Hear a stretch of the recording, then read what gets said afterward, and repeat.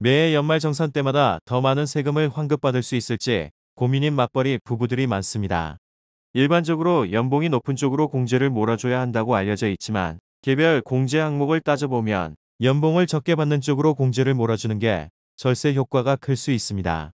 자녀에 대한 기본공제는 부부 중 어느 쪽이라도 가능하지만 과세 표준이 높은 쪽으로 몰아주는 것이 유리합니다.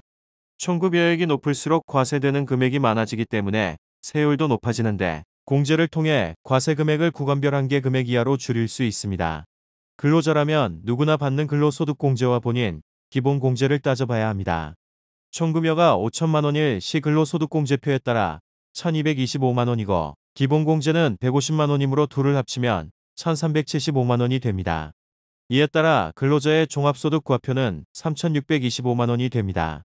종합소득 과세표준표를 보면 3625만 원은 세율 15%에 해당해 총급여 기준인 24%보다 한 구간 낮아졌습니다. 여기에 가족까지 공제 범위를 넓힌다면 산출세액 차이가 더 벌어지게 됩니다.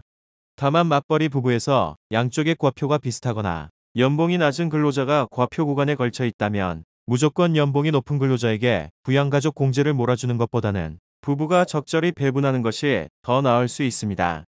의료비는 소득이 적은 배우자에게 몰아주는 것이 유리합니다. 의료비를 지출한다고 해서 무조건 공제 대상이 되는 것이 아니라 총급여의 3%를 초과해 사용한 것에만 공제가 되기 때문입니다. 연봉 1억 원인 사람은 의료비로 300만 원 이상을 써야 공제를 조금이라도 받을 수 있지만 연봉 4천만 원인 경우에는 120만 원 이상만 쓰면 됩니다. 부양가족인 딸의 의료비로 150만 원이 나왔다면 아내는 의료비 공제 30만 원을 받을 수 있지만 남편은 공제받을 수 없습니다. 따라서 소득이 낮은 아내 쪽의 딸을 기본공제 대상자로 올리는 게 유리합니다. 다만 부양가족의 의료비는 인적공제를 받은 사람만 가능합니다.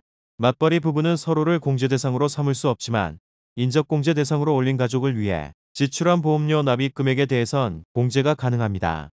맞벌이 부부는 본인이 계약자이고 피보험자가 배우자인 경우라면 부부 모두 공제를 받지 못합니다.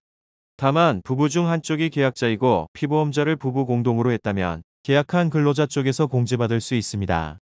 교육비는 근로자 본인이나 부양가족에 대해 지출한 비용이라면 공제 대상이 됩니다. 다만 배우자를 위해 지출한 교육비나 배우자가 기본공제 혜택을 받는 자녀 등 부양가족에 대해 본인이 지출한 교육비는 공제받지 못합니다. 특히 맞벌이 부부는 자신의 교육비는 자신이 직접 지출해야 공제가 가능합니다. 맞벌이 부부 중 부양가족에 대해 기본공제를 받는 쪽에서 해당 부양가족이 지난 1년간 기부한 내역이 있다면 근로자의 기부 내역과 합산해 공제받을 수 있습니다. 합산할 수 있는 기부금은 법정 지정 기부금만 해당합니다.